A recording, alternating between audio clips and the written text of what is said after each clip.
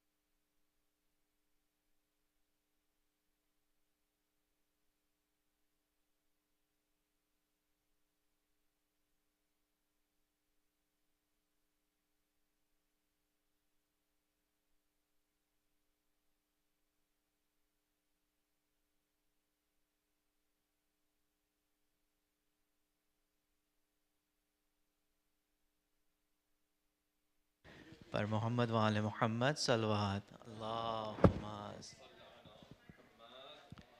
Inshallah, to begin the program for this evening, I'd like to request Brother Ali Zain for recitation of Holy Quran with allow salawat ala Muhammad wa ali Muhammad.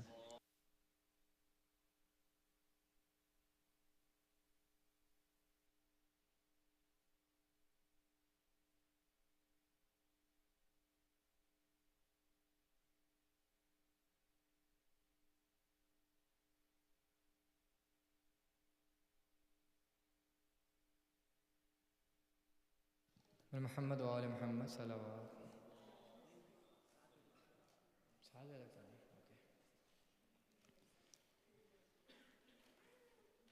أعوذ بالله من الشيطان الرجيم.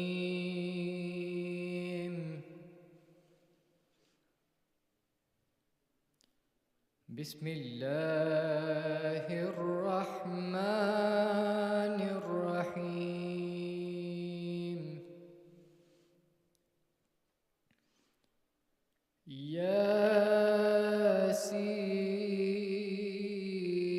ياسين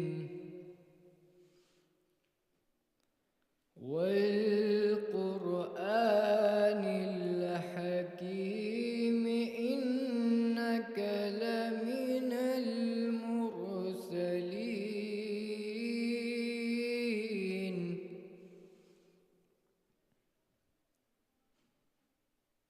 على صراط مستقيم.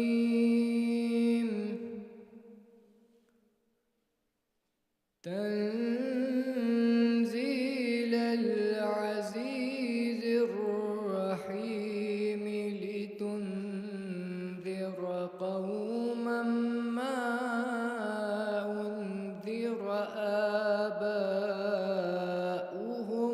فهم غافلون.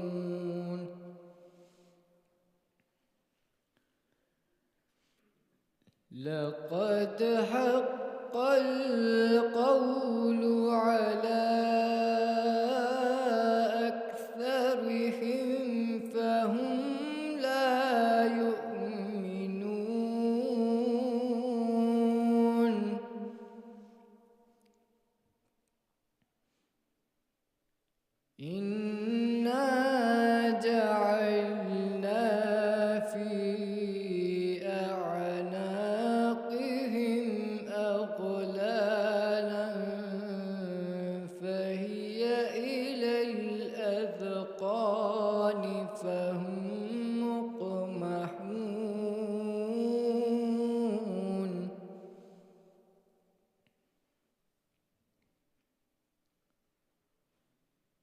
وجعلنا من بين أيديهم سدا ومن خلفهم سدا فأغشيناهم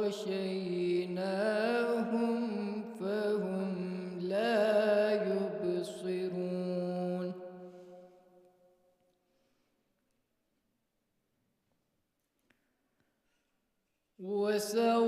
وسواء عليهم أأنذرتهم أم لم تنذرهم لا يؤمنون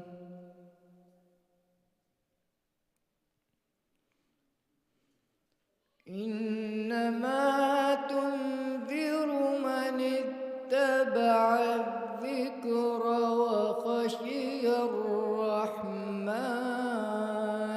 بالغيب فبشره بمغفرة وأجر كريم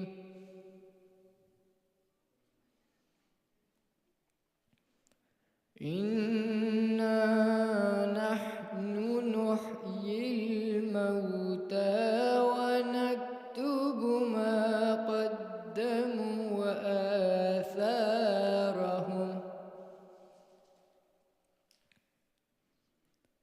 وكل شيء أحصيناه في إمام مبين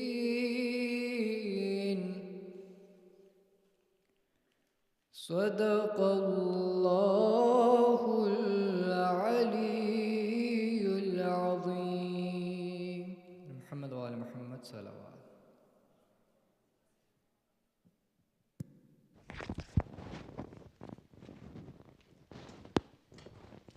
Jazakallah khair Brother Ali Zain for that amazing recitation. Another last salawat for him, please.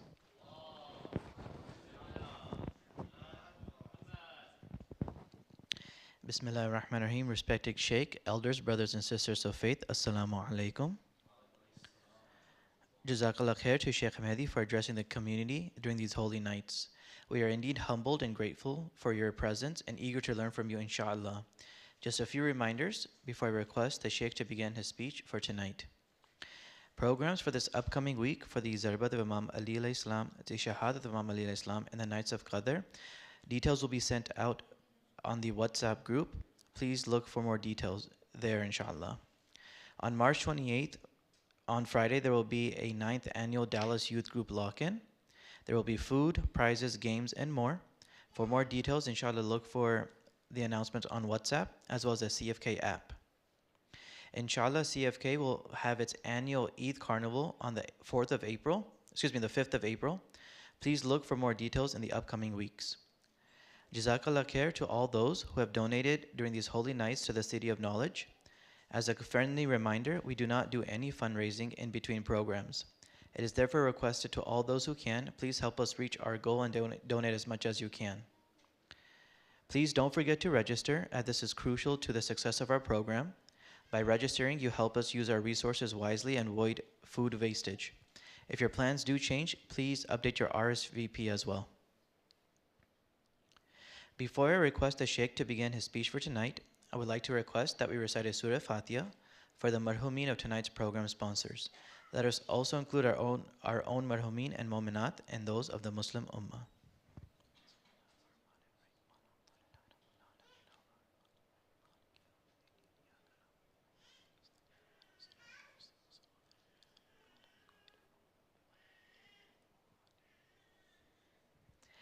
At this time, I would like to request the Shaykh to ascend the member to begin his speech for tonight and request the brothers and sisters to move closer to the member with a loud salawat ala Muhammad wa ale Muhammad.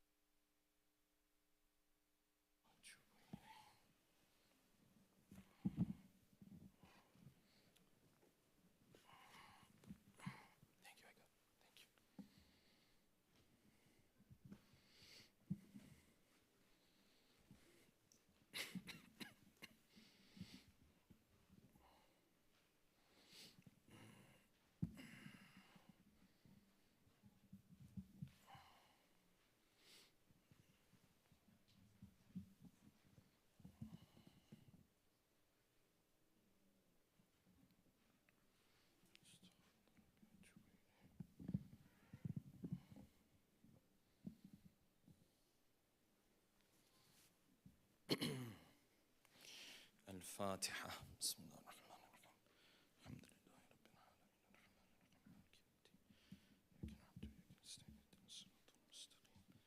الرحمن الرحيم مالك يوم الدين إياك نعبد وإياك نستعين صراط الذين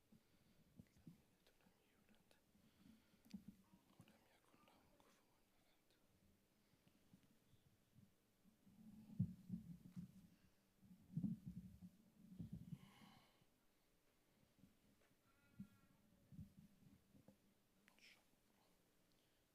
غير المغضوب عليهم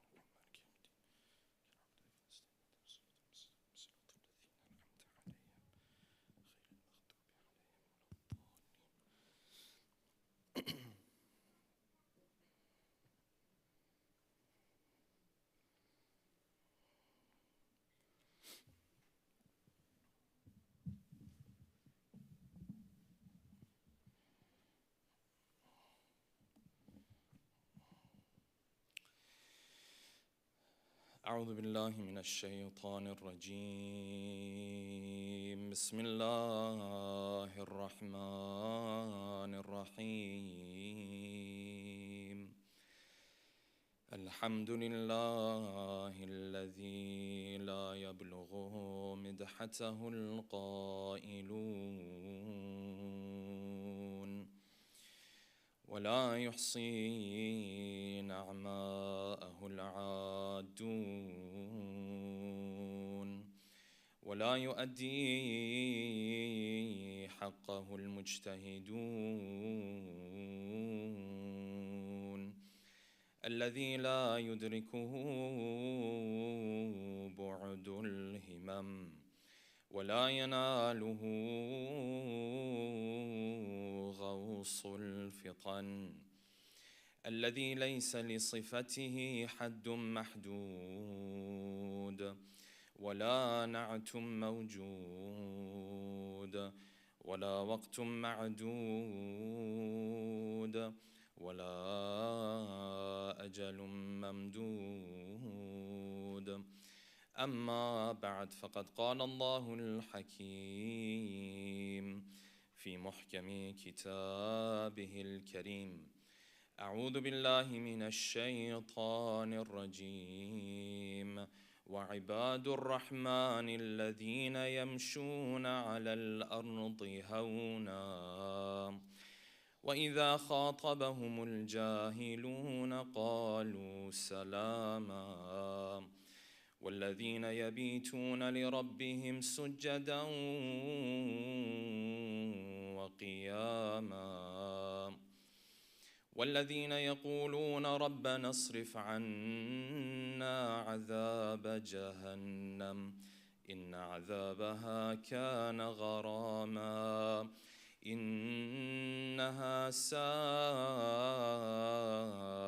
مستقرا ومقاما صدق الله العلي العظيم. صلوات. اللهم صل على محمد وعلى محمد. For the love of our beloved Prophet and his beloved progeny, a second loud salawat. Allahumma salli ala Muhammad wa ala Muhammad. For the hastening in the return of our beloved 12th Imam, a third final loud salawat. Allahumma salli ala Muhammad wa ala Muhammad. The topic we'll be discussing tonight, inshallah, is the very serious, detrimental topic and characteristic known as Mira. Mira refers to an argument that has now gone from being a normal argument where individuals are looking to discuss a particular issue and has turned now into an argument that's being had for the sake of the argument itself. The people involved in this conversation no longer care about the result of the conversation. They're no longer looking for what is the truth when it comes to this matter. And this is an issue and a characteristic, truly, if it makes it its way into the life of a human being, it can single-handedly ruin the relationship specifically that this person has. Nobody wants to be around a person who wants to discuss and argue every single issue. No one wants to be around a person who every time some topic comes up, he wants to sit there and have a 3-hour argument over every single detail. This person, eventually, people distance themselves from him. Therefore, the topic of Mira is something we have to be very cautious about and very careful about. Beyond that, some of these vices that we discuss during these nights are vices that in and of themselves are not considered sins. Meaning, if I have this vice, in and of itself, it may not be a sin, it may not be haram. It might lead to haram in the future, like jealousy, for example. But sometimes these vices are not sins in and of themselves. However, when it comes to the topic of Mira, some scholars like Ayatollah Makarim Shirazi came forward and said, in fact, Mira itself, in and of itself, is a sin. If I engage in a conversation, in an argument where it's reached a point where no longer does the discussion matter, it's just a shouting match at this point, some scholars like him said this itself is haram. Therefore, I have to try my best to stay away from this characteristic. But the topic of Mira is deeper than this, and it's more nuanced than this, because someone might ask, well, if I'm in a conversation and the argument and the conversation turns toxic, what if I'm actually right in that situation? What if I'm the one who's saying the truth? Sometimes we're in an argument, deep down we know we're wrong. But this is not that situation. I know I'm right. I know the point that I'm making is a valid point. In this situation, does Islam expect me to just walk away from this argument just because it's turned toxic? Beyond that, and to make it even more complicated, what if I'm in this argument and if I walk away, this person begins to feel like they won the argument? If I abandon this discussion, this person is going to go tout this, they're going to go parade their victory. They're going to say, listen, he was afraid. He didn't have anything else to say. He didn't have anything else to respond with. That's why when the discussion got heated, you know what happened? He got up and left. He abandoned the conversation. Beyond that, someone might ask, what if the issue that we are discussing is not just some basic issue in our day-to-day lives? It's an issue of aqidah. It's an issue of my religion and my faith.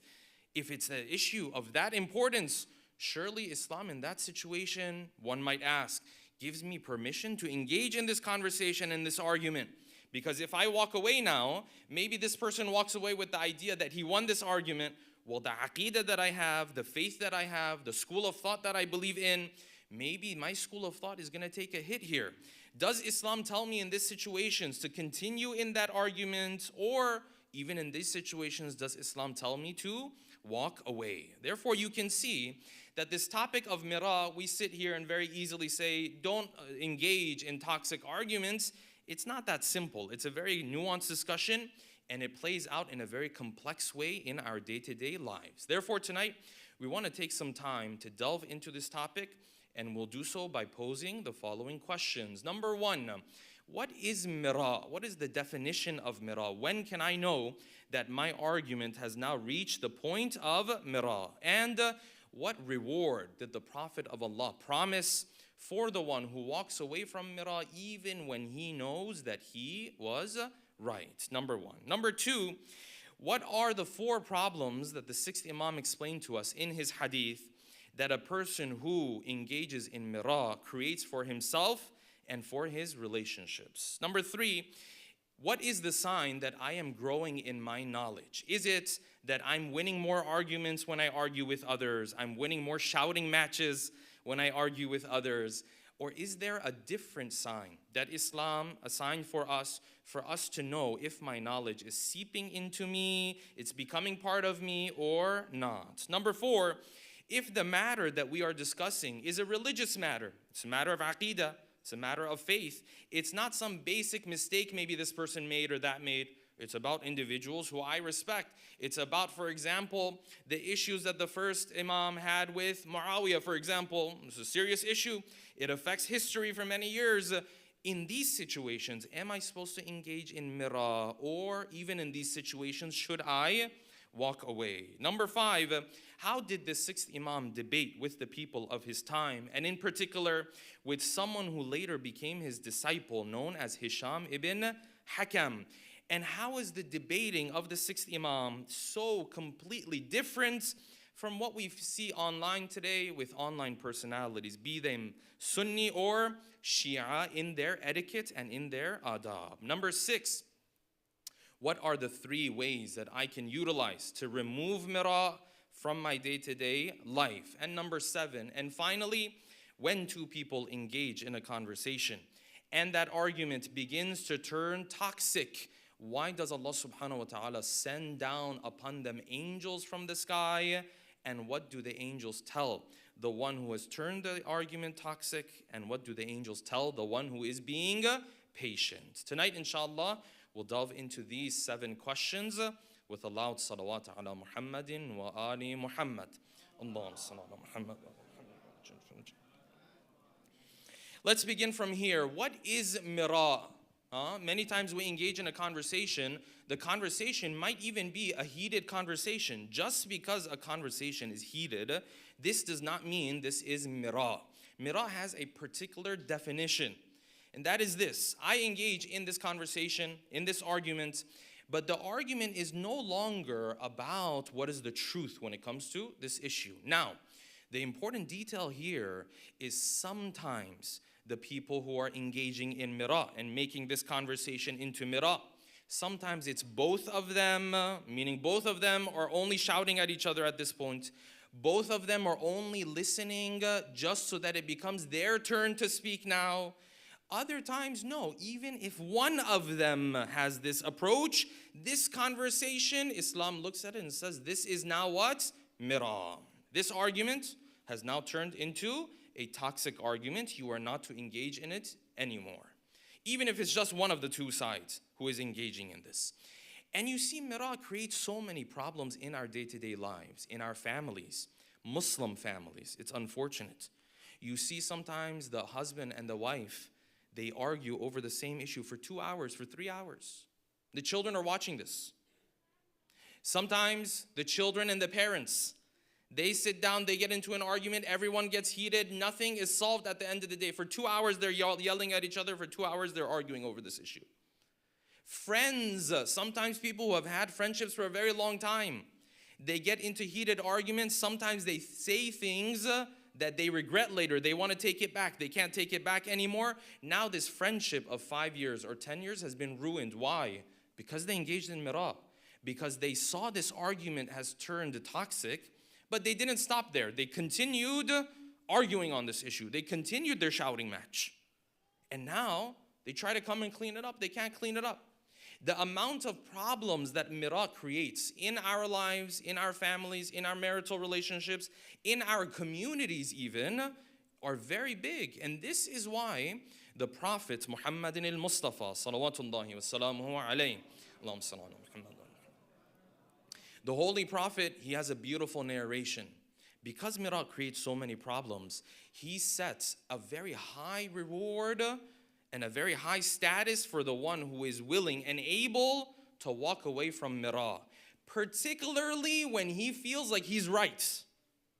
Particularly when deep down between him and Allah, he feels like the point I'm making is not a bad point. I'm making the right point. But the Prophet said, if you can walk away from Mira, in that situation, you have a high status. What did the Prophet say? The Prophet in one hadith, he said, Awra'un nas, the one who has the greatest taqwa, is the one who taraka al-mira, can walk away from Mira, wa in kana muhiqqan, even though deep down he knows he's right in this argument. He knows the point he's making is a very valid point, but it's turned into a toxic argument. The Prophet said if he can walk away, he will have this great status. In another narration, the Prophet said the faith of a believer is never complete. La yastakmilu abdun, yes, the faith of a believer is never complete until he does what? Until he has the ability to walk away from Mira even when he knows he's right.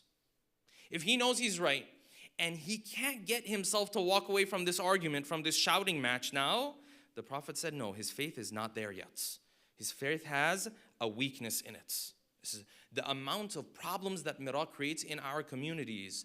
And therefore you find the sixth Imam, he beautifully in one narration highlighted 4 of the problems that Mira can possibly create. The sixth Imam, Al-Imam As-Sadiq, salawatullahi wa salamuhu alayhi. He said beautifully, he said, stay away from Mira. Iyakum wal Mira. Why, ya ibn Rasulullah? Because 4 problems it will create. Toxic arguments, stay away from it. Why? Because 4 arguments or 4 problems it will create in your life. Said number 1, فَإِنَّهَا تَشْغَلُ الْقُلُوبَ عَنْ ذِكْرِ اللَّهِ. The first thing that happens when you engage in this toxic argument is you're no longer concerned about what Allah subhanahu wa ta'ala wants from you. You're only concerned about winning this argument. That's your number 1 concern right now. You've forgotten. Sometimes the issue started from something that had to do with God, by the way. But the argument is so toxic, at this point, you don't care about Allah anymore. Only thing you care about now is what? I have to win this argument. I have to teach him a lesson. I have to put him in his place. It's the only thing that matters now. The sixth Imam said, فَإِنَّهَا تَشْغَلُ الْقُلُوبَ عَنْ ذِكْرِ اللَّهِ. Number 1. Number 2, he said, it brings hypocrisy into your heart. Number 3, وَتُكْسِبُ الذَّغَائِن. You know what Mira does? It brings towards you grudges when it comes to other believers. Puts a grudge in your heart from other believers. Why? It's very clear. I engage in this argument. Maybe I'm able to defeat him. Maybe I'm not able to defeat him. Usually you walk away from this argument. Both people say, no, he didn't convince me. So you carry this grudge from this argument to the next argument. You say, you know what? Actually, the next time we get into this, I'm going to tell him exactly why he's wrong. So throughout this whole time, you're busy with what? You're still busy with that old argument. You're looking forward and carrying this grudge in your heart that, you know what, next time I'm going to put him in his place. And if this happens a number of times, at one point you start to dislike this person altogether. Say, this guy, I don't even want to be around him. وَتُكْسِبُ الذَّغَائِن. It puts grudges in your hearts. And then the Imam added this one. This one's very beautiful. The Imam said the other problem, the 4th problem with Mira, وَتَسْتَجِيزُ الْكَذِبَ. You know what it does? It makes it very easy for you to lie. Why? I'm in this toxic argument. At this point, the only thing I care about is what? Putting this person down, proving to him that I'm wrong. If in the midst of this argument, I realize that actually, you know what? He was right. Am I going to stop there? I'm not going to stop there. And if he asks me about something and I need to mention it to win this argument, I might just lie just to win this argument. I said, this is what happened. You say, oh no, I don't know about this. This doesn't have any source. You say, no, it has a source. I've seen the source. Actually, I saw it with my own eyes. You don't care at that point. وَتَسْتَجِيزُ الْكَذِبِ. It opens up the door for you to lie, because in that moment, it's more difficult for you to stay away from lying. What's more difficult than that is losing this argument. So I am able and willing to lie just so that I can walk away with a sense of happiness that, you know what, I defeated him in this argument. It's a problem. Mira creates a lot of problems, brothers and sisters. And I will say this, for those who are married, for those who are getting married, you will have arguments in life. You will be passionate about those arguments. You will have heated arguments in life, yes? But the most important thing is to know how to argue. That's the most important thing to know. Set this etiquette from the beginning of your life with your spouse, with your friends, whatever the case might be, huh? Set this etiquette as part of your life. Listen, when we get heated, that's fine. We can get heated. You're passionate, I'm passionate, whatever the case might be. But our characters, off the table. You can't attack our characters. And my relatives, off the table.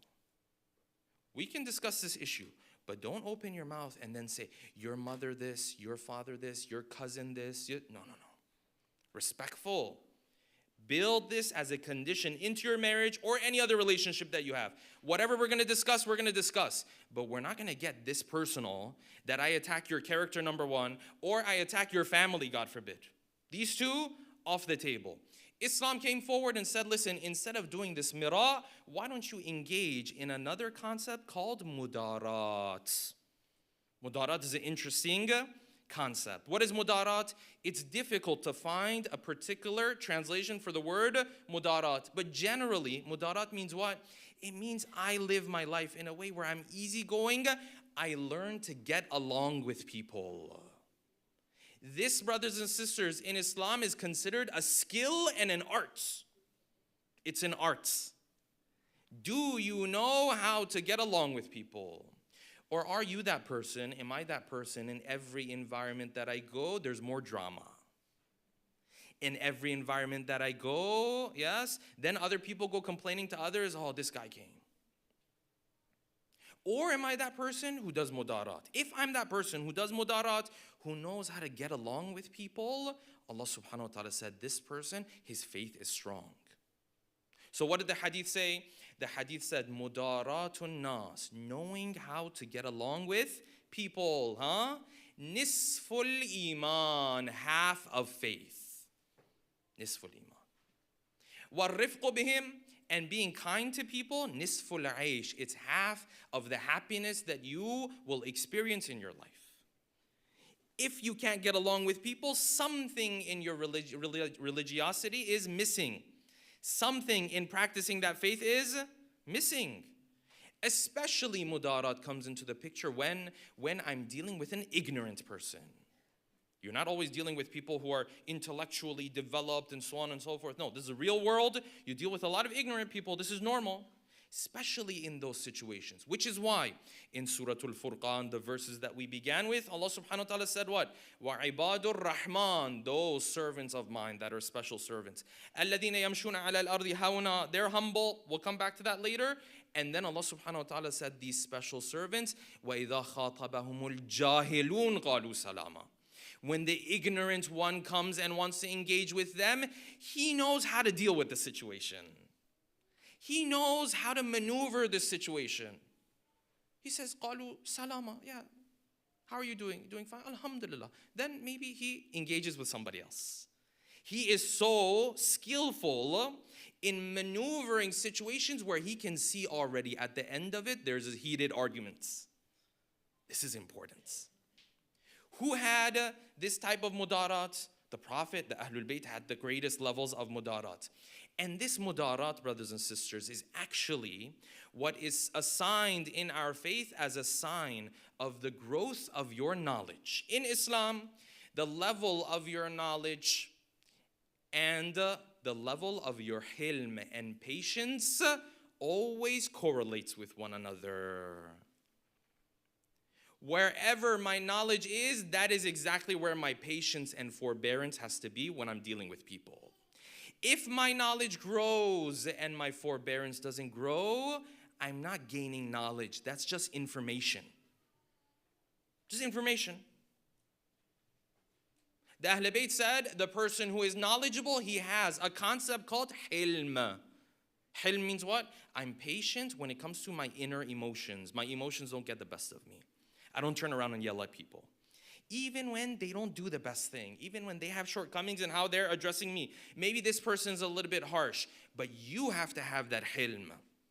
So a person who is gaining knowledge, but that hilm is not there, Islam says this is not real knowledge. Say, but his beard is becoming a longer beard. This is not real knowledge.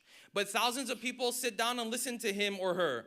This is not real knowledge. But they're very charismatic. This is not real knowledge. But they're very articulate.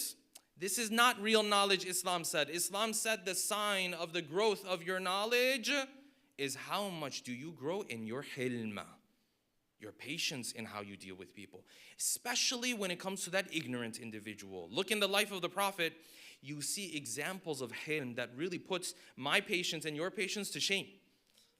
The Prophet, he was walking one day. Anas ibn Malik, he narrates this. He says, I was walking with the Prophet one day. One of the Arabis, the Bedouin people who lived in the desert, they weren't civilized, yes? He came into Medina looking for the Prophet. He found the Prophet. The Prophet, as he was walking, he was wearing burdun Najrani. He was wearing a Najrani garment. Najran, south of Saudi Arabia, or Arabia rather, is known for the fabric that they had, yes? He was wearing this garment. And Anas says, I remember that the garment that the Prophet was wearing, the hem of it, the edge of it, was sewn extra, so it was thicker. Says this Arabi came, instead of coming forward with the proper manners and so on and so forth, he began pulling on the garment of the Prophet. And the garment of the Prophet, I looked at his neck, it left a mark on his neck. So in this moment, Anas says, I was observing the Prophet. How's the Prophet going to react to this? He said, I looked at the perfect Prophet didn't yell. He didn't even get frustrated. He turned around to him, he smiled at him. He said, what is it? The Arabi said, give me some of that money that you have, the money that you collect for the poor, give me some of that. The Prophet smiled at him. He told his people, give him some money, give him a gift. And that's it, the end of the discussion. This is unbelievable hilm. This is a level of forbearance you and I maybe will never get to this point. This is the hilm that the Prophet had. Compare that to the Mira that you and I do. Therefore, I have to be very careful about this hilm and mudarat that I incorporate into my own life. Allah salawat, please. Allahumma salli ala Muhammad wa ala Muhammad wa ajil faraj. Okay, wonderful. Shaykh, there's some problems though. First objection. If I apply mudarat, if I get along with people, if I'm in this toxic argument and I actually walk away, there's a big problem, Shaykh. What's the big problem? If I walk away from this argument, this person is going to think I lost this argument. They're going to feel like they won. And they're not going to be quiet about it, by the way. They're going to go around, tell everybody, I was in this argument, he had nothing to respond with. He had nothing to say. Even though I had responses. But it was a toxic argument, I walked away from it. Huh? What if this person feels like they won this argument? Well, if you ask the Prophet and the Ahlul Bayt, they will say, yeah, that's okay. Let him think he won the argument. One of the secrets of happiness in life, I'll repeat, one of the secrets to the happiness in life, and one of the things that shows if you've matured in life or not, is do you have the ability to sometimes walk away and give that person the feeling that he won the argument. Let him think he won the argument. What's the problem? This is one of the secrets to happiness in life. So he thinks he had all the arguments and so on and so forth. If you can engage with him, engage with him. If he's actually there to discuss with you, discuss with him. No doubt, no problem. But sometimes you reach this point, you can tell this one, it doesn't matter what I say. He just wants to keep going and going. Walk away and act like you were wrong. It's okay. Let him think that he was right. Huh? Say, yeah, these are some good points. Yeah, okay, inshallah, we'll see what happens. That's it, and you can walk away. Huh? In life, if you learn how to be okay with someone who is ignorant, thinking that they won this argument, you have unlocked one of the secrets to success in life. Now, I hear in marital lives, it also helps a lot. That's why there's this famous line. It's not hadith. It's not Quran. Yes? They say in life, you can either be happy or you can be right. Huh? You have the option of either being happy or being right. It's not Quran, it's not hadith, but I tell you, there's a lot of wisdom in it, yes? Any marital life. Sometimes you see men, they have this wisdom. Sometimes you see the woman has this wisdom, actually. She knows her husband really cares about this issue. After 30 minutes, she says, yeah, okay, yeah, maybe you're right. She walks away. She has wisdom. She's smart. Good for her. She knows how to manage the situation in the house. This is a very important thing to incorporate. So objection number one, this person's going to think I was wrong. Let him think you were wrong. He's ignorant. You got to move on. Objection number two, Allah salawat please. Allahumma salli ala Muhammad wa ala Muhammad. The issue that we are discussing, Shaykh, is a very important issue. It's not a day-to-day issue. It's not about how we put the dishes in the dishwasher. No, it's a very important issue. It's a matter of aqeedah. It's a matter of faith. It's a matter of principle. In these situations, does Islam tell me, okay, here, engage in mira. Don't walk away until you've defeated the person on the other side because it's religious. Well, let's go to the Ahlul Bayt. How did the Ahlul Bayt deal with this? Then companions of the Prophet, they say, we were sitting one day outside of the masjid of the Prophet. The Prophet left the masjid. We were doing what? We were arguing a religious matter, a matter of faith.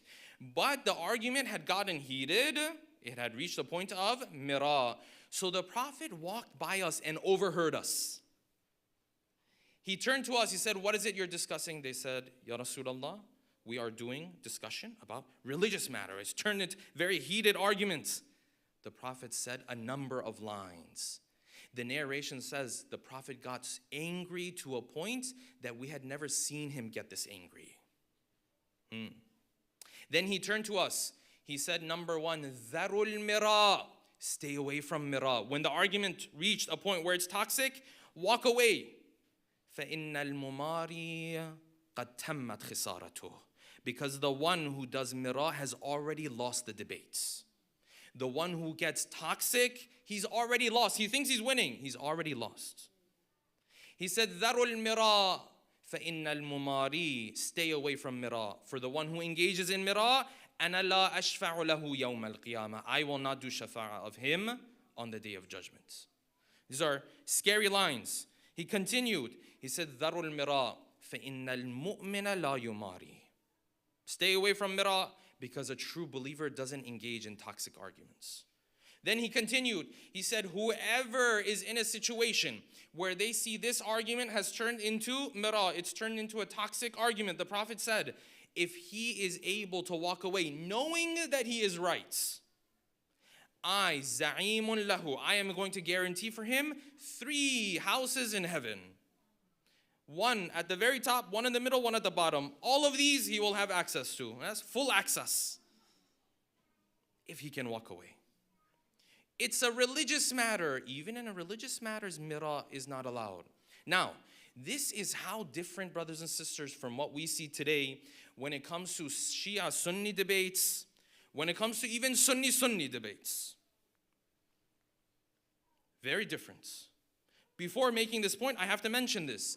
I, as a Shia, know that we have to do a better job of defending our faith. There's no doubt about this. Yes? We need to do a better job of defending the teachings that we have within our faith. We've done a very poor job of this. As in, we haven't done enough of it. It needs to be a lot more than what it already is. How often do you hear a revert who has embraced the religion of Islam, 5 years later, 6 years later, he says, now I'm finding out there's also a Shia school of thoughts.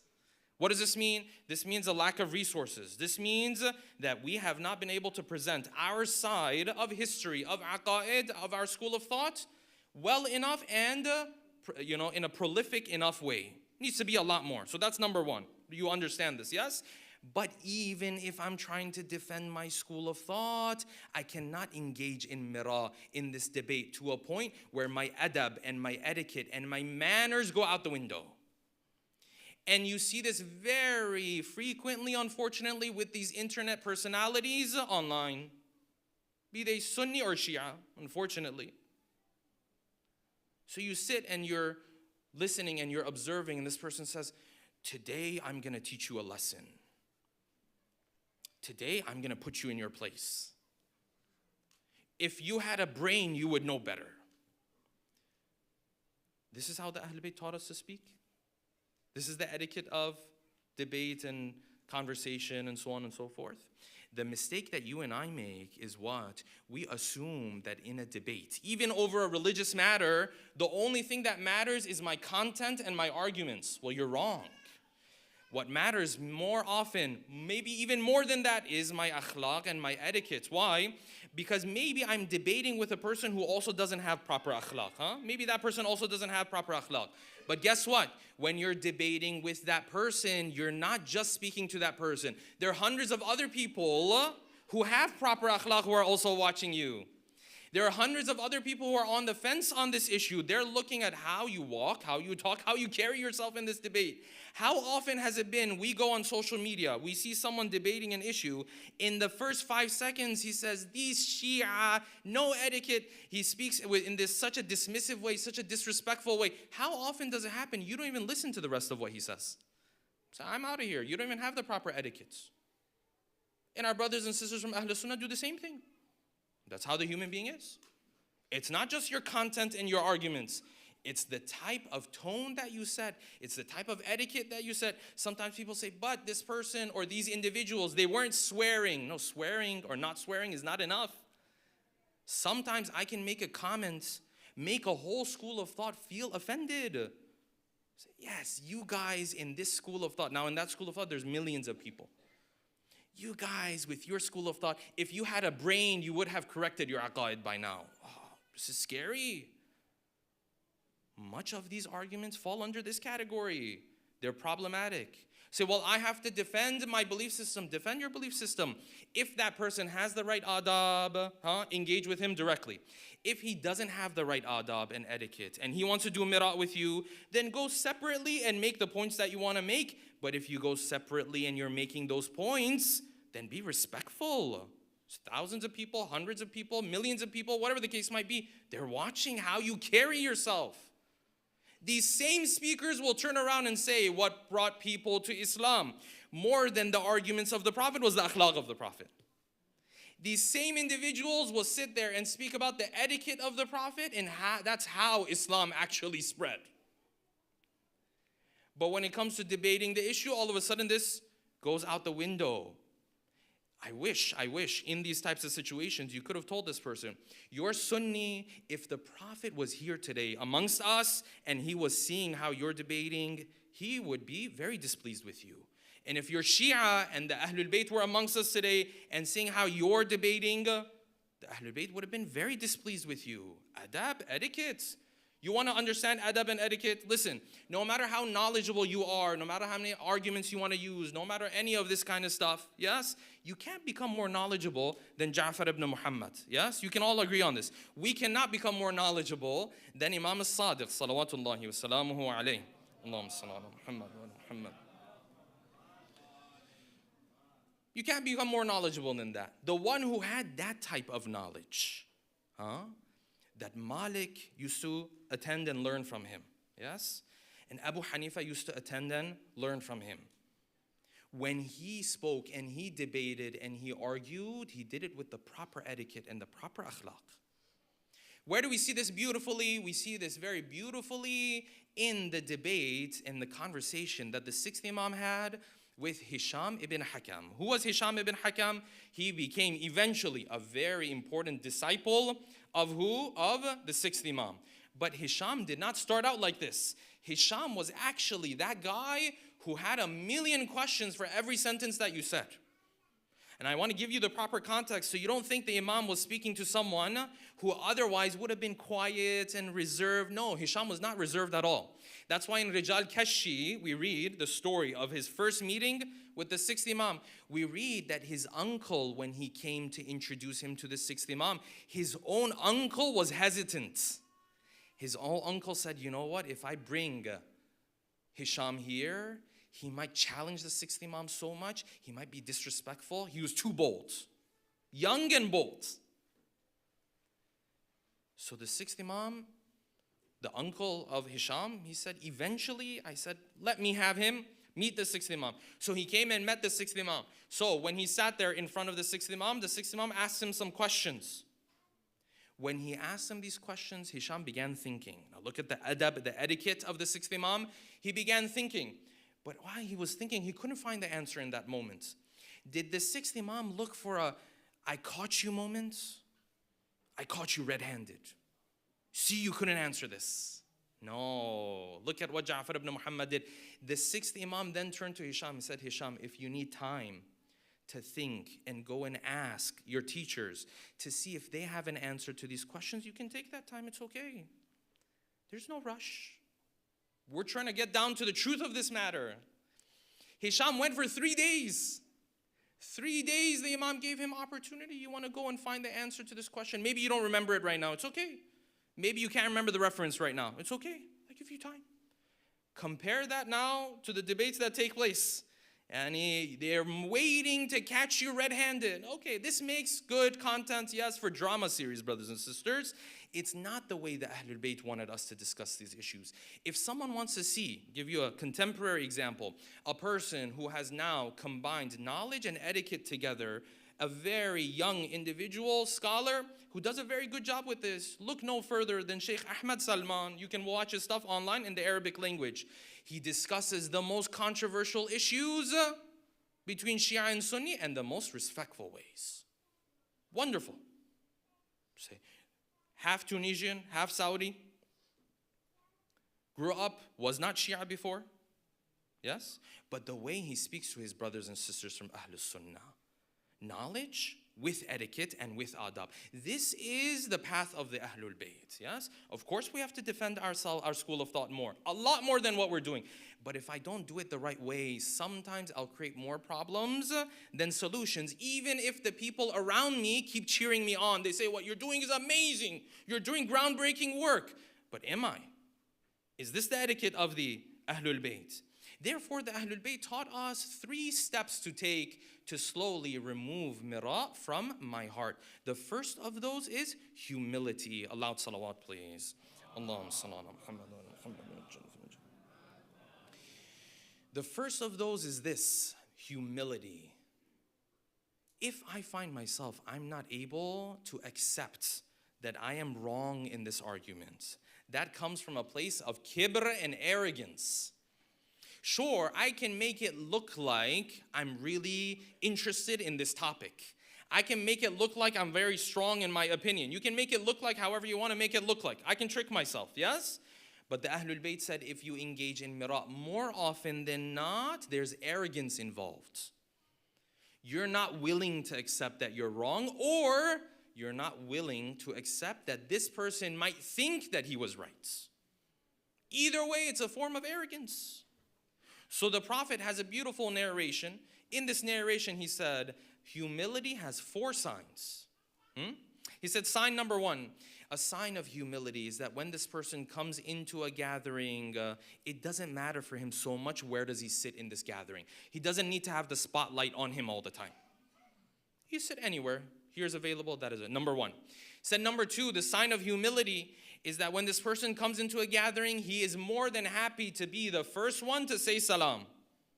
Remember this principle all the time. You come into a gathering, say salam, say it out loud. Don't say it quietly.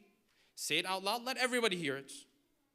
This is the basic level of respect that you have to afford to other individuals, yes? This is a sign of humility. Number 3, he said the sign of humility is that every time he does a good thing, he's not looking for other people to praise him. And number 4, a sign of humility is that he's able to walk away from this Mira even when he knows he's right. This is a sign of humility. This is why the Quran said, the servants of ours who when the ignorant come, they're able to diffuse the situation. قَالُوا salama. They maneuver that situation so well. What did the Quran say about them? The Quran said those are those servants that what? يَمْشُونَ عَلَى الْأَرْضِ هَوْنًا. They walk on earth lightly. The reason why he can do that is because he doesn't have a lot of arrogance to begin with. He's humble. So an ignorant person says something to him, it doesn't matter to him too much. Number 1, I have to have humility in my heart. Number 2 is that the Quran continued, said these special servants of mine who know how to diffuse these situations, their thing is that they're constantly worried about their akhirah. Because they're worried about their akhirah, it's easier for them to deal with these minor distractions. وَالَّذِينَ يَبِيتُونَ لِرَبِّهِمْ سُجَّدًا وَقِيَامًا. You know why during the day, this person can so easily diffuse this situation with this ignorant person? It's because at night he's praying and speaking to Allah subhanahu wa ta'ala. During nighttime, the Quran continues, says, وَالَّذِينَ يَقُولُونَ رَبَّ نَصْرِفْ عَنَّا عَذَابَ جَهَنَّمْ. His worry is what? Oh Allah, make sure I don't deal with the punishment of hellfire. Inna عَذَابَهَا كَانَ غَرَامًا. That punishment is very taxing. إِنَّهَا سَاءَتْ مُسْتَقَرًّا وَمُقَامًا. What a terrible place it is to be in hellfire. That's his worry. Because that's his worry, it's easy for him to walk away from this ignorant person. So you remember this principle. The greater your purpose in life, the easier it is to deal with smaller distractions. The smaller your purpose in life, the bigger these distractions become. What this ignorant person said, what that ignorant person said, this person spoke behind my back, and then this one looked at me like this. Have a bigger purpose in your life. The bigger your purpose becomes, Allah subhanahu wa ta'ala make it easier for you to deal with these distractions. So number 2, this person is looking towards the akhirah. Number 3 of the steps I have to take is I have to always have self-awareness in terms of who is this person that I'm engaging with. One of the ways to avoid mira is for me to pay attention even before I start the conversation. What type of person is this person? Is this person the type of person who's going to trigger me? Is this person the type of person who's never okay with being wrong? Is this person the type of person who's not going to let up? Going to continue arguing? You have to figure this out before you even engage in the conversation. So many people, you might already know them. I already know this person has this habit. So ahead of time, I am preparing for that, yes? I don't go into some deep topic. That's why they say when you go visit your relatives, don't talk about politics too much. Usually you should sit with your relatives and say, oh, the weather today was warm, the weather today was cold. Weather is a good place to start your conversation. Politics is a bit too heavy. Politics and faith, but of course for us, faith is different. So you should start from your weather. But the issue is you have to know who you're engaging with. If you haven't met this person before, have the awareness in the first 5 minutes that you're talking to this person. See what type of person are they. In the first 5 minutes, you can tell by the type of responses you're getting from this person. Say, but I think this is like this. Yeah, but I don't think that's true. Okay, that's strike 1. But no, I think it's like this. He might turn around and say, oh yeah, that's okay, I have a different opinion. But he might turn around and say, no, actually you're wrong about that as well. Uh-oh. You're already headed in that direction. So this man came and he passed by the 3rd Imam, Abu Abdullah, al-Imam al-Hussein, salawatullahi wa salamuhu alayhi. And as he was walking by, he turned to him. Say, Ya Sibta Rasulullah, the master of the people or the youth in paradise. Ta'al, come, let's debate religion. And the 3rd Imam, look at how he diffused the situation. He knows who this person is. So when he said, come, let's debate, let's argue, the Imam said, Mali walil mumarat. I'm not one to engage in mira. I'm not here for toxic arguments. Religion is religion. We can discuss religion. But because I know this type of person, where this conversation is going to be headed, the Imam from the very beginning said, I don't want to engage in this. I have to have the awareness, who am I engaging with? Amongst my relatives, I know this cousin of mine, he's not willing to lose any debates. Then maybe don't have debates with him. Don't have these deep conversations with him. This is the 3rd step for me to avoid mira.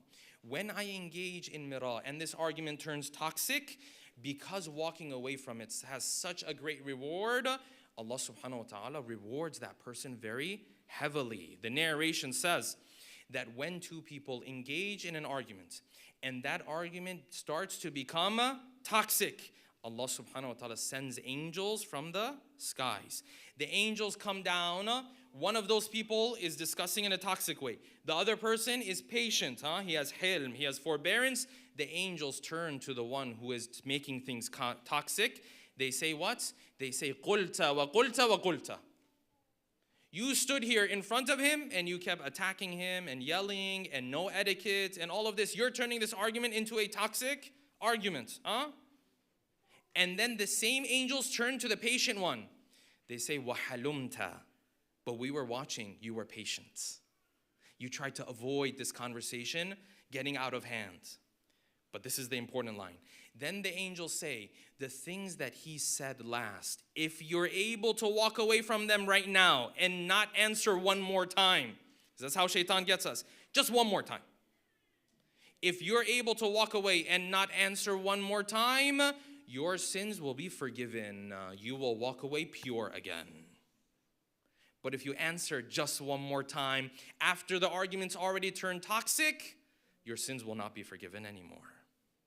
May Allah subhanahu wa ta'ala make us amongst those who have the awareness, inshallah, to never engage in this toxic behavior of Mira. With that, inshallah, we'll bring tonight's talk to an end.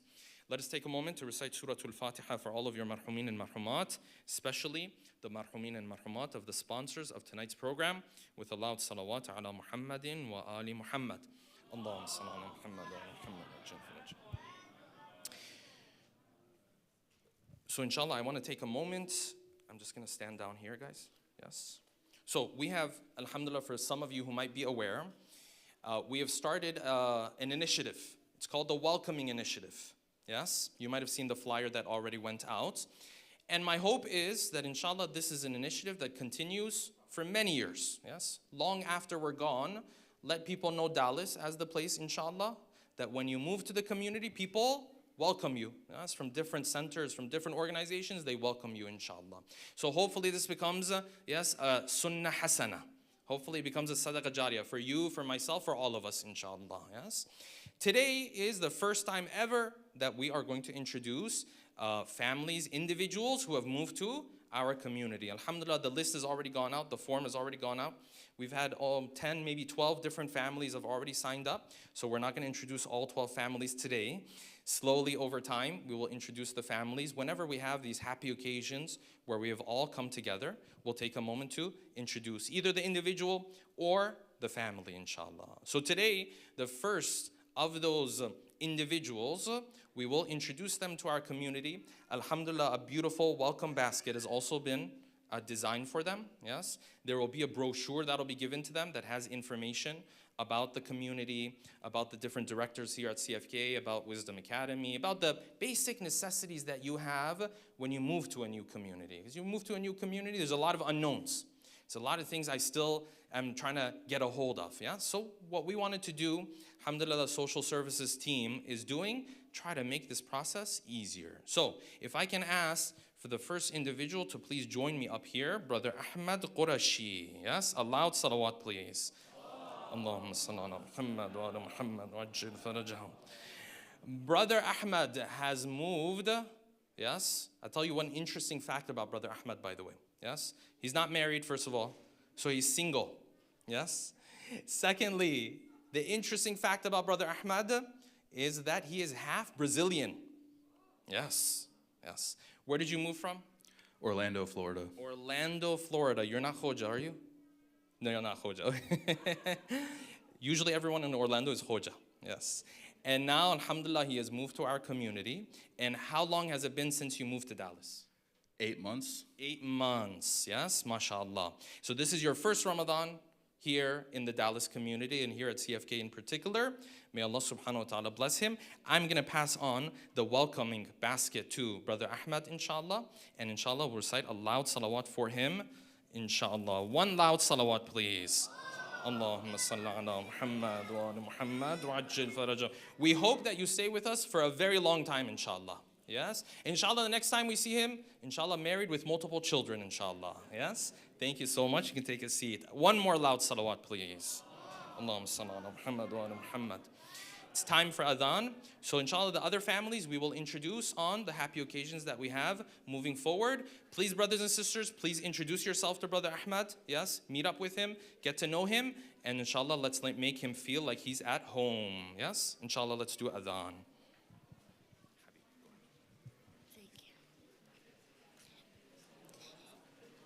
إن الله وملائكته يصلون على النبي يا أيها الذين آمنوا صلوا عليه وسلموا تسليما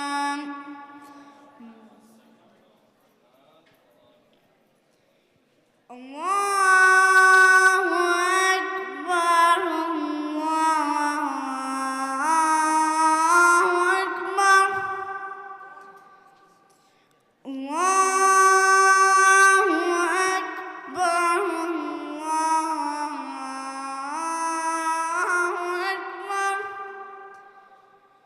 أشهد أن لا إله إلا الله أشهد أن لا إله إلا الله أشهد أن محمدا رسول الله اللهم صل على محمد أشهد أن محمدا رسول الله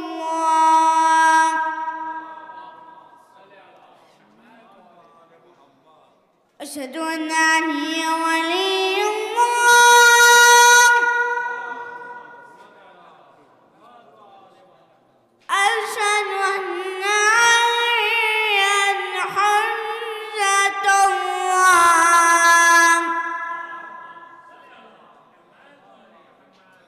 أشهد أن عليا أشهد أن حي على الصلاة حي على الصلاة حي على الفلاح حي على الفلاح حي على خير العمل حي على خير العمل الله أكبر الله أكبر لا إله إلا الله لا إله إلا الله صلوات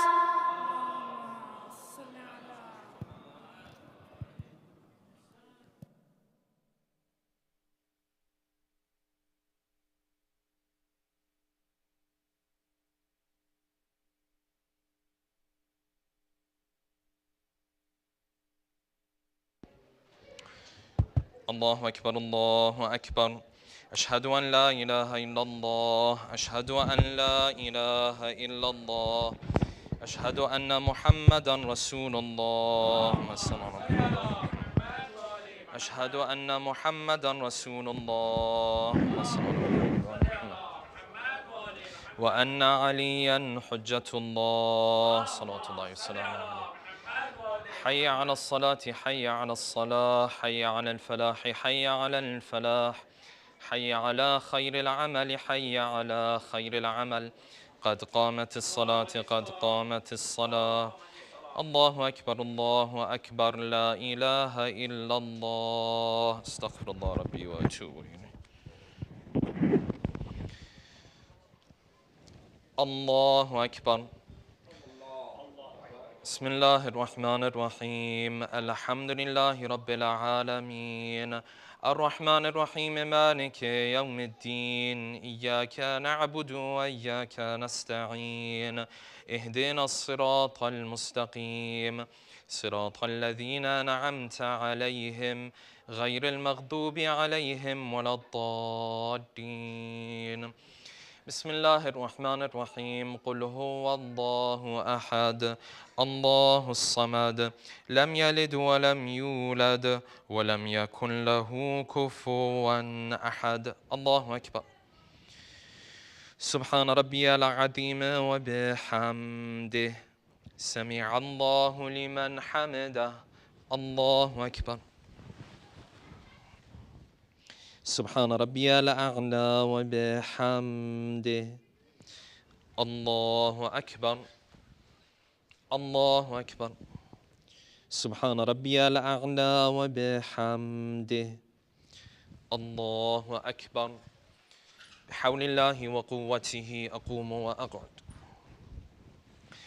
بسم الله الرحمن الرحيم الحمد لله رب العالمين الرحمن الرحيم مالك يوم الدين إياك نعبد وإياك نستعين اهدنا الصراط المستقيم صراط الذين أنعمت عليهم غير المغضوب عليهم ولا الضالين بسم الله الرحمن الرحيم قل هو الله أحد الله الصمد لم يلد ولم يولد ولم يكن له كفوا أحد الله أكبر اللهم صل على محمد وآل محمد وعجل فرجهم الله أكبر سبحان ربي العظيم وبحمده سمع الله لمن حمده الله أكبر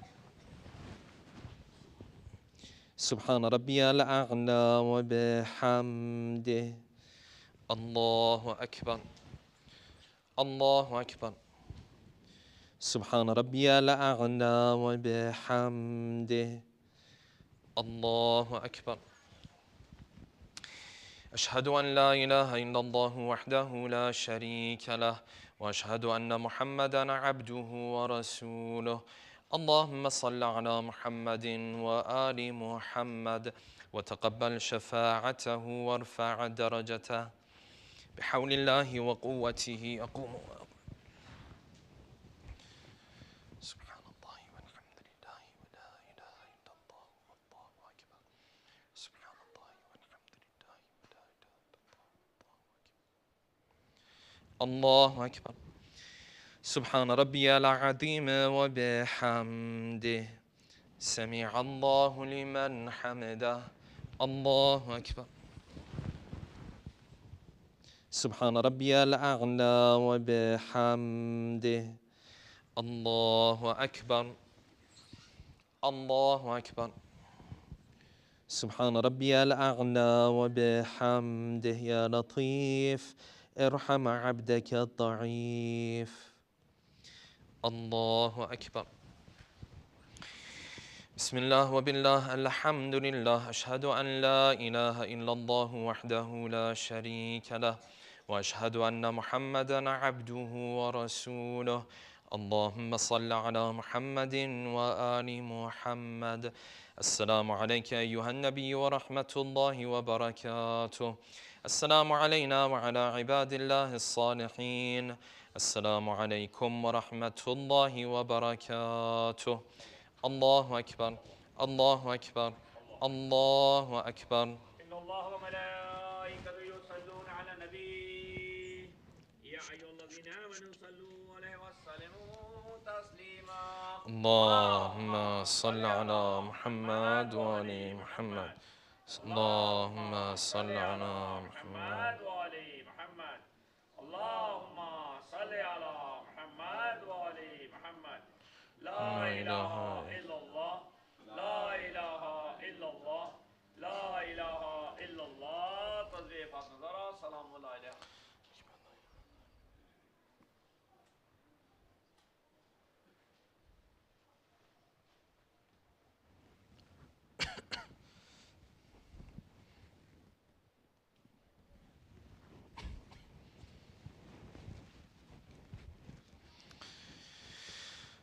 اللهم صل على محمد وآل محمد بسم الله الرحمن الرحيم يا علي يا عظيم يا غفور يا رحيم أنت الرب العظيم everyone الذي ليس كمثله شيء وهو السميع البصير وهذا شهر عظمته وكرمته وشرفته وفضلته على الشهور وهو الشهر الذي فرضت صيامه عليه وهو شهر رمضان الذي أنزلت فيه القرآن هدى للناس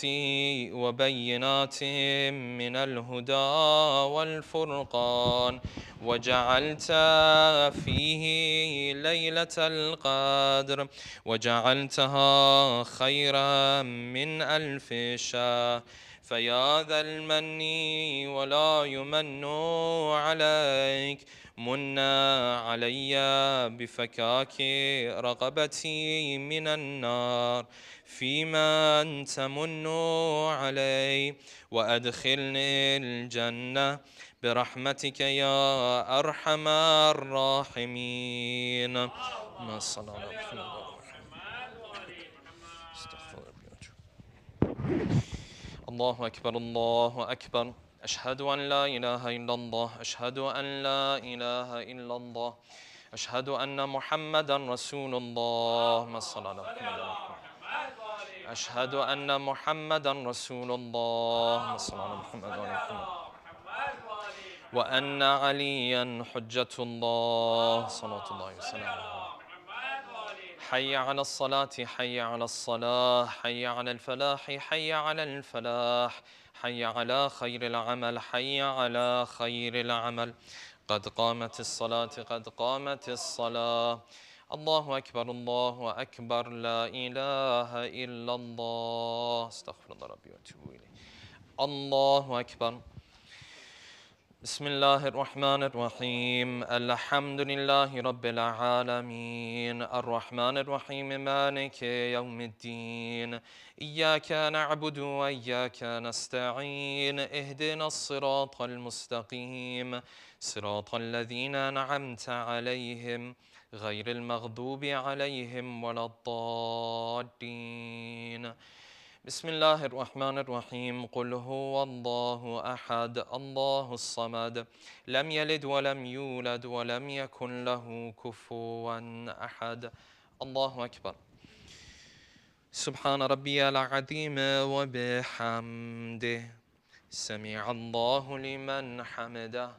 الله أكبر. سبحان ربي الأعلى وبحمده. الله أكبر الله أكبر. سبحان ربي الأعلى وبحمده. الله أكبر. بحول الله وقوته أقوم وأقعد.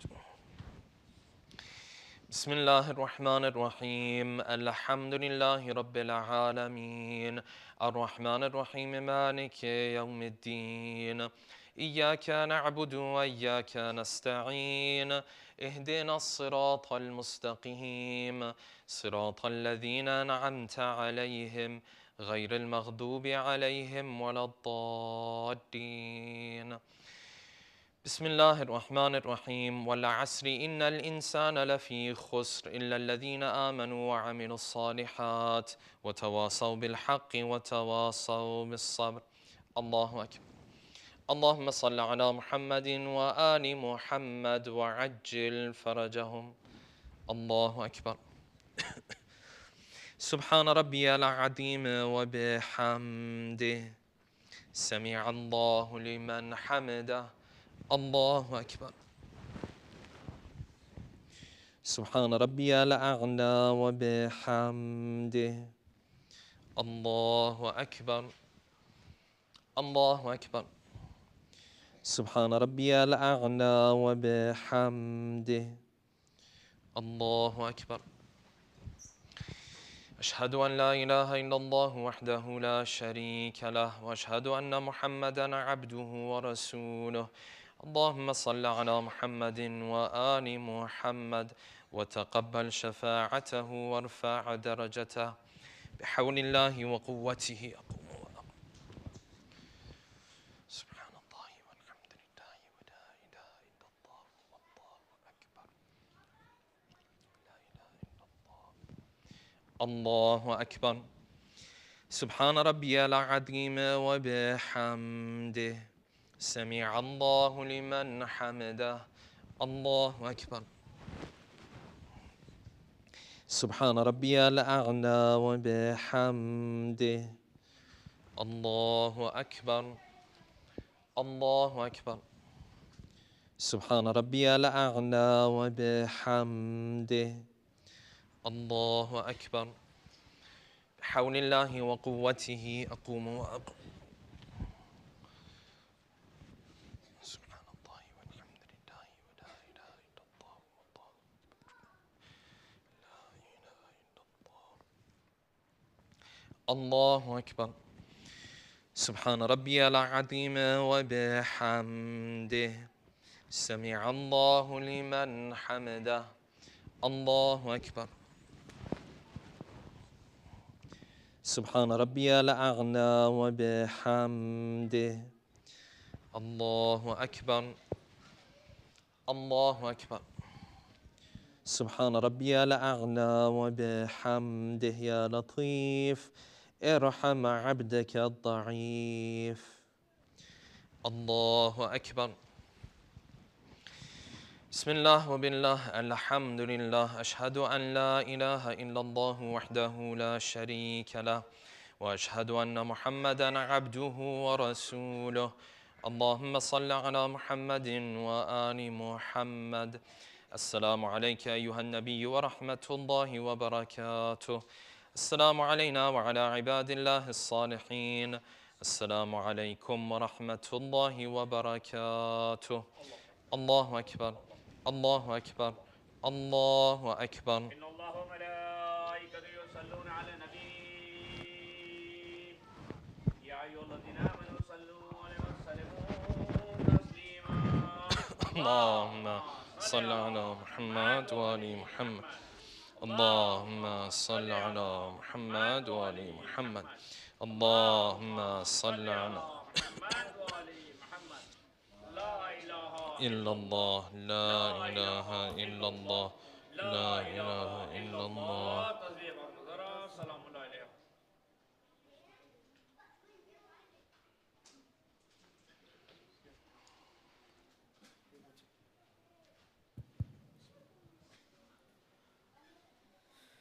بسم الله الرحمن الرحيم. اللهم صل على محمد وآل محمد.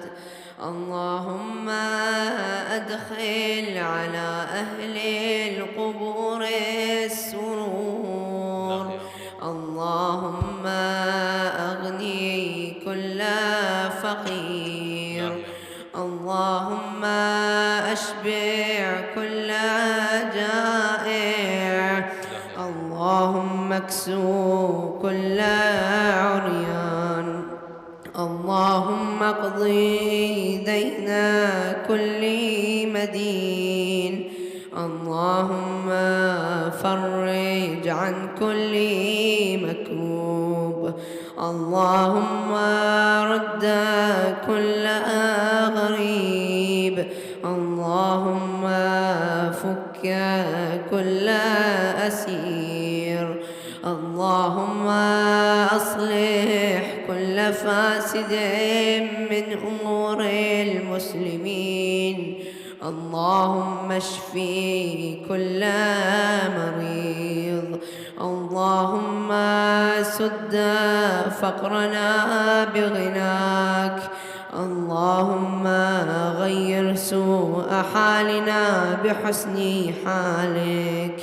اللهم اقضي عنا الدين وأغننا من الفقر إنك على كل شيء قدير.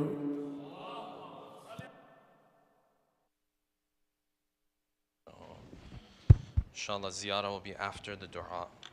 Brothers and sisters, if you'd like to get seated and settled, the dastakhan will be right out, and inshallah, iftar will be served shortly. If you'd like to get settled, the dastakhan will be right out, and iftar will be served momentarily.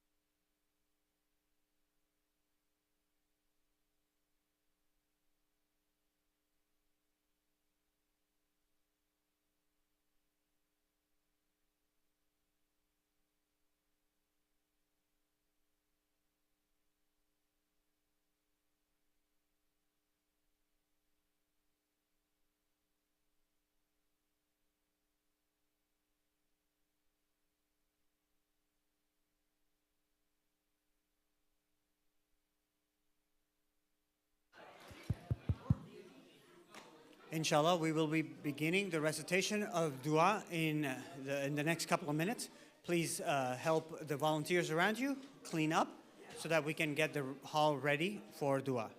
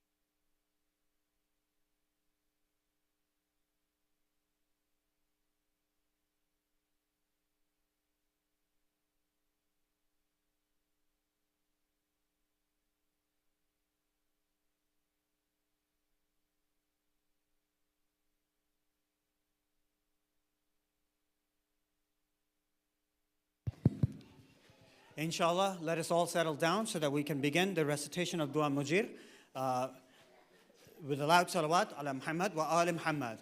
Allahumma salli ala Muhammad wa ali Muhammad wa ajjal farajahum.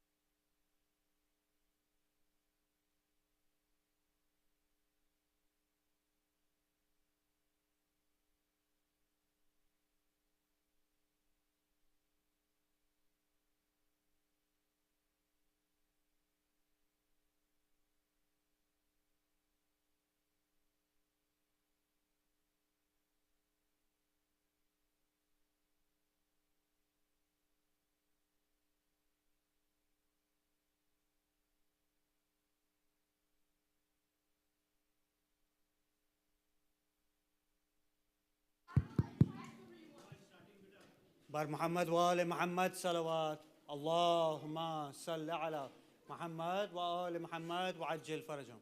We are beginning the recitation of Dua Iftatah now. Let us please recite one more loud salawat, please. اللهم صل على محمد وآل محمد وعجل فرجهم. أعوذ بالله من الشيطان الرجيم. بسم الله الرحمن الرحيم.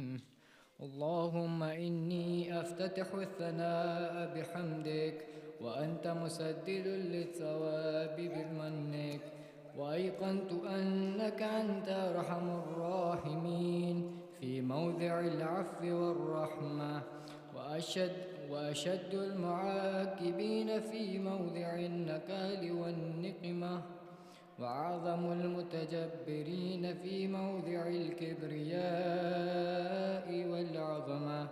اللهم أذنت لي في دعائك ومسألتك، فاسمع يا سميع مدحتي، وأجب يا رحيم دعوتي، وأقل يا غفور عثرتي. فكم يا إلهي من كربة قد فرجتها، وهموم قد كشفتها، وعثرة قد أقلتها، ورحمة قد نشرتها، وحلقة بلاء قد فككتها. الحمد لله الذي لم يتخذ صاحبة ولا ولدا، ولم يكن له شريك في الملك، ولم يكن له ولي من الظلم، وكبره تكبيرا. الحمد لله بجميع محامده كلها، على جميع نعمه كلها. الحمد لله الذي لا مضاد له في ملكه، ولا منازع له في أمره. الحمد لله الذي لا شريك له في خلقه، ولا شبيه له في عظمته.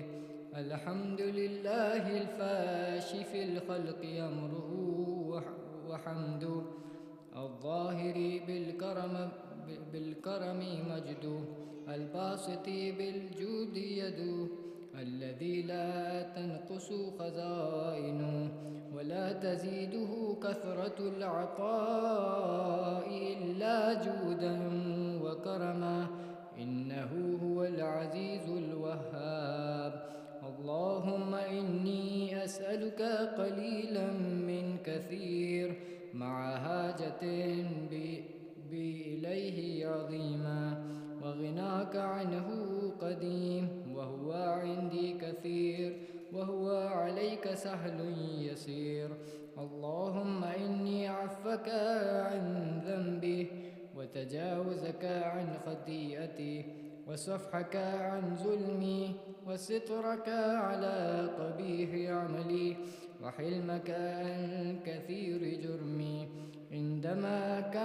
عندما كان من خطائي وعمدي، أطمعني في أن أسألك ما لا أستوجبه منك، الذي رزقتني من رحمتك، وأريتني من قدرتك، وعرفتني من إجابتك، فصرت أدعوك آمنا، وأسألك مستأنسا ولا خائفا ولا وجلا، مدلا عليك فيما قصدت فيه إليك، فإن أبطأ عني أدبت بجهلي عليك، ولعل الذي يبطأ عني هو خير لي، لعلمك بعاقبة الأمور. فلم أر موليا كريما أصبر على عبد لئيم منك علي. يا رب إنك تدعوني فأولي عنك، وتتحبب إلي فأتبغص إليك، وتتودد إلي فلا أقبل منك. كأن للتطول عليك، فلم يمنعك ذلك من رحمة لي والإحسان إلي وتفضلي علي بجودك وكرمك. فارحم عبدك الجاهل وجد عليه بفضل إحسانك، إنك جواد كريم. الحمد لله مالك الملك مجري الفلك مسخر الرياح فالق الإصباح ديان الدين رب العالمين. الحمد لله على حلمه بعد علمه، والحمد لله على عفوه بعد قدرته، والحمد لله على طول أناته في غضبه وهو قادر على ما يريد. الحمد لله خالق الخلق باسط الرزق فالق الإصباح ذي الجلال والإكرام والفضل والإنعام، الذي بعد فلا يرى وقرب فشهد النجوى تبارك وتعالى.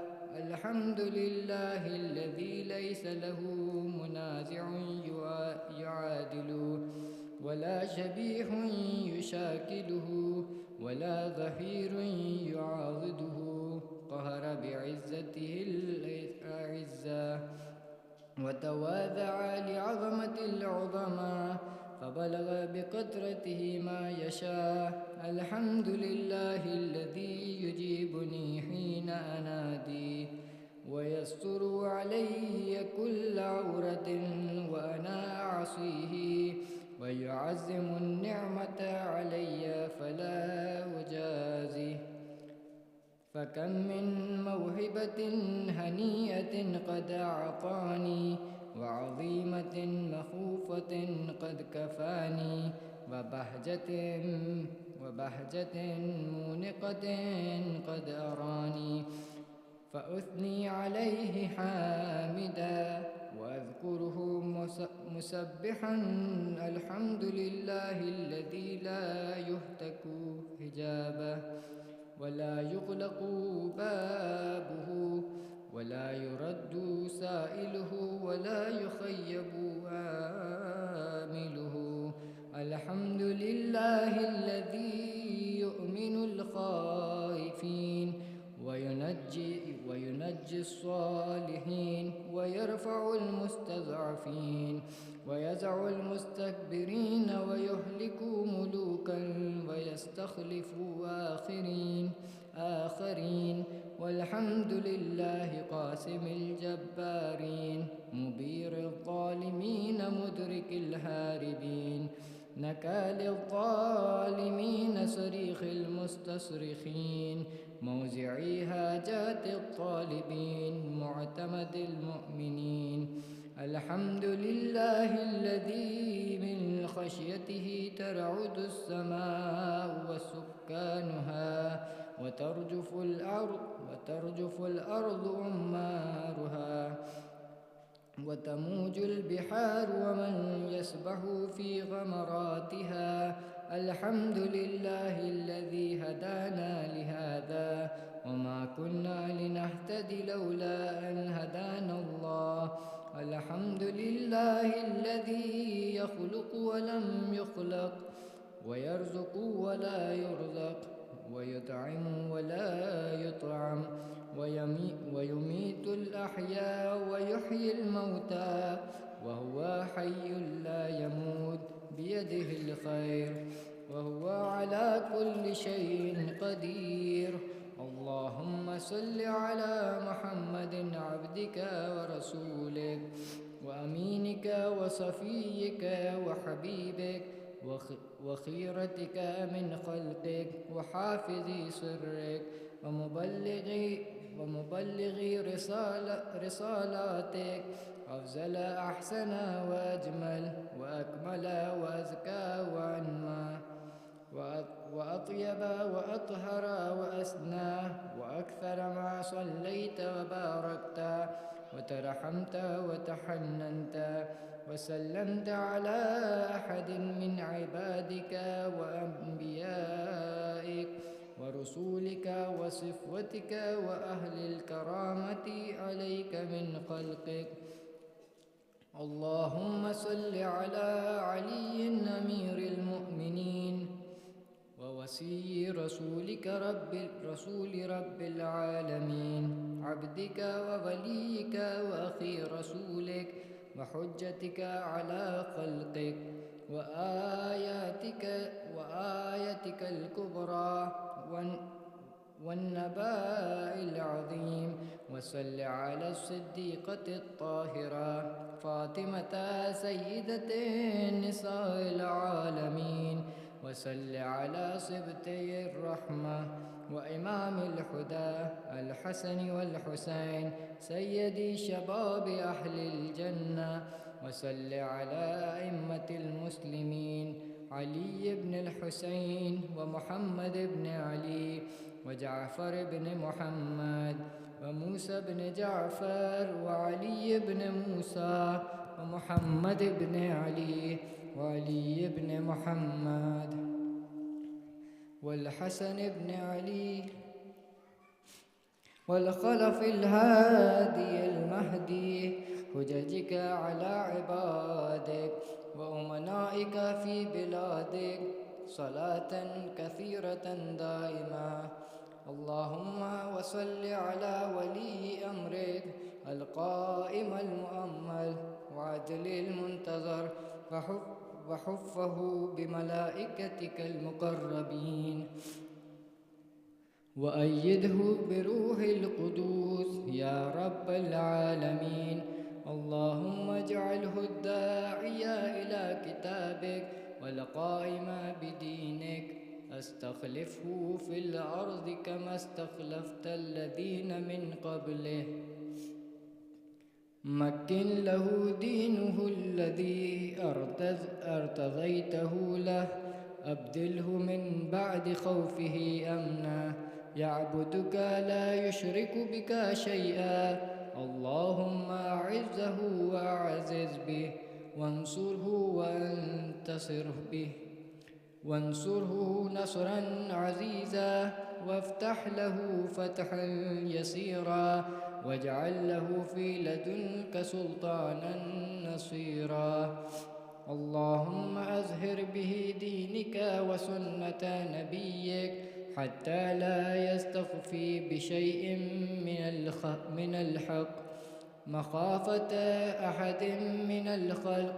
اللهم إنا نرغب إليك في دولة كريمة تعز بها الإسلام وأهله، وتذل بها النفاق وأهله، وتجعلنا فيها من الدعاة إلى طاعتك والقادة إلى سبيلك، وترزقنا بها كرامة الدنيا والآخرة.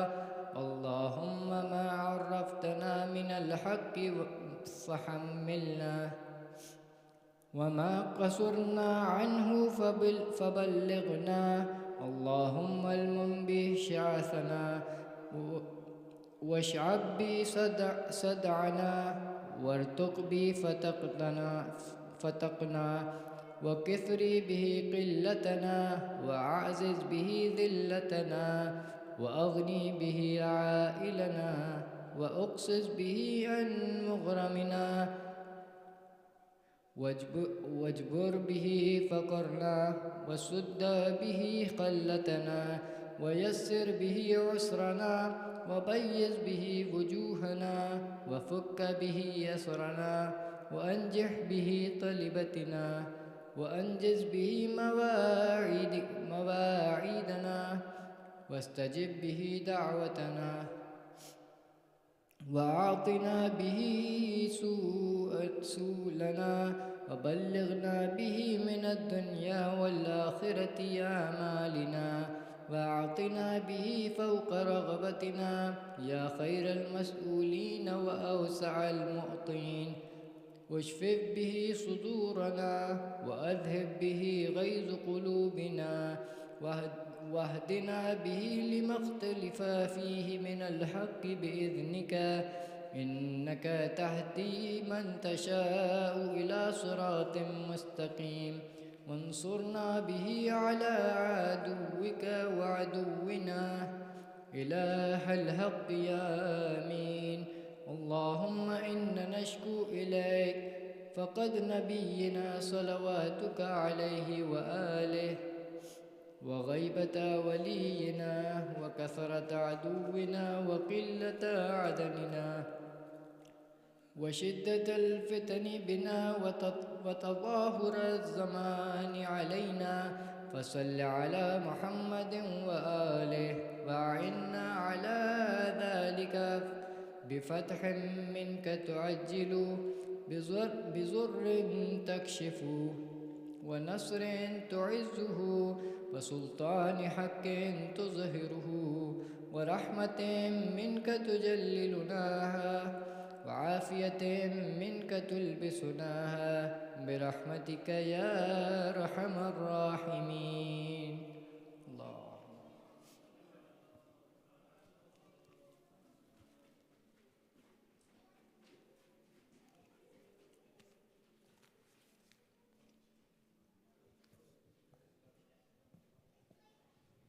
متوجه جارد. السلام عليك يا أبا عبد الله، السلام عليك يا ابن رسول الله، السلام عليك يا ابن أمير المؤمنين وابن سيد الوسيين، السلام عليك يا ابن فاطمة سيدة النساء العالمين، السلام عليكم ورحمة الله وبركاته.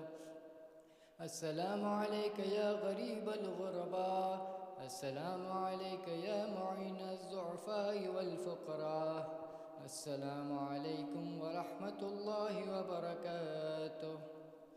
السلام عليك يا صاحب العصر والزمان، الأمان الأمان الأمان من فتنة الزمان. السلام عليك يا شريك القرآن، السلام عليك يا إمام الإنس والجان، سيدي أجل الله تعالى فرجك وسهل الله تعالى مخرجك وظهورك ورحمة الله وبركاته.